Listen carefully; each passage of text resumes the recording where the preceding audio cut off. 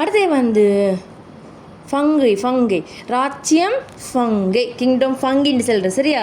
அப்போ இந்த ராச்சியம் ஃபங்கை இவங்க எப்படின்னு சொன்னால் இவங்களுக்கு களச்சுவர் காணப்படும். இவங்களோட உடம்பை சுற்றி களத்தை சுற்றி ஒரு சுவர் வண்டிக்கும். இந்த களச்சுவர் கயிற்றின்று சொல்கிற பதார்த்தத்தால் ஆக்கப்பட்டது. 1வது பாயிண்ட், ஃபங்கஸ்ட களச்சுவர் கயிற்றினால் ஆக்கப்பட்டது. அடுத்தது இங்கே எப்படிக்கும் திட்டமான கரு காணப்படும் சரியா, அது ஒரு பாயிண்ட். அடுத்து வந்து எப்படிக்கும் இதுவும் தனிக்கலமாய்க்கும் இல்லாட்டி பல்கலமாக காணப்படும் சரியா. இந்த ராச்சியத்தில் சரியா எத்தனை வகையான ஃபங்கஸ் இனங்கள் அடங்குதுன்னு சொன்னால் 1.5 மில்லியன் 5 மில்லியன் வகையான ஃபங்கஸ் இனங்கள் வந்து அடங்குது சரியா. அடுத்து வந்து இந்த சேதன பதார்த்தங்களை பிரிகடை செய்கிற ஏதாச்சும் ஒரு விலங்குகள் வந்து இறந்துன்னு சொன்னால் பிரிகடை செய்கிறதுக்கு நான் பாக்டீரியாவை பார்த்தோம், அதே மாதிரி ஃபங்கஸும் வந்து அதுக்கு வந்து உதவி செய்யுது சரியா. இந்த ஃபங்கஸ் வந்து மனிதனுக்கு எப்போ முக்கியத்துவம் ஆகிக்குன்னு சொல்லி பார்ப்போம்.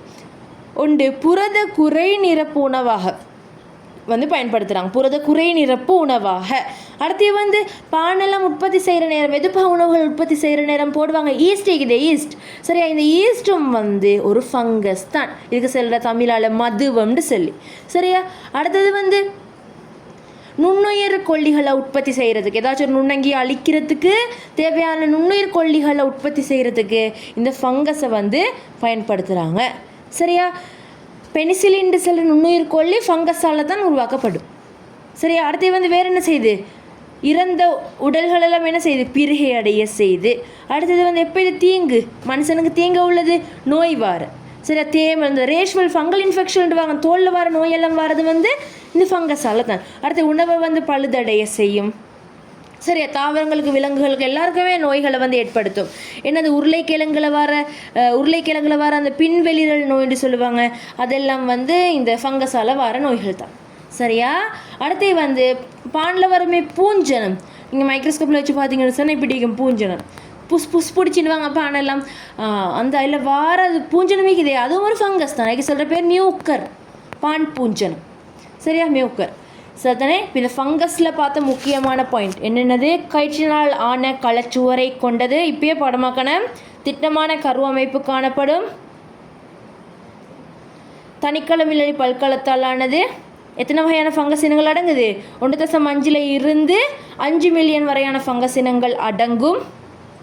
அடுத்தது வேறு என்ன பார்த்தோம்னாங்க, சேதன பதார்த்தங்களை பிரிகடைய செய்ய உதவும். அடுத்த பாயிண்ட், மனிதனுக்கு பயனுள்ளதாக அமையும் சந்தர்ப்பங்கள்னு சொல்லி போட்டுட்டு என்னது, ஒன்று புரத குறை நிரப்பு உணவாக பான் உற்பத்தியில் போட்டுட்டு அப்படியே வெதுப்பக உணவு உற்பத்தின்னு போடுங்க, என்ன போட்டுட்டு ஈஸ்ட் மதுவம்னு சொல்லி போடுங்க.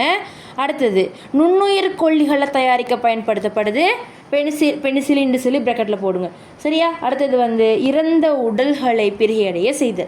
அடுத்தது நோய்கள்னு சொல்லி போட்டுட்டு என்னென்னது, தோலில் வரும் தோல் நோய்கள்னு சொல்லி போட்டு தேமல் அப்படின்னு சொல்லி போட்டு காட்டுங்க.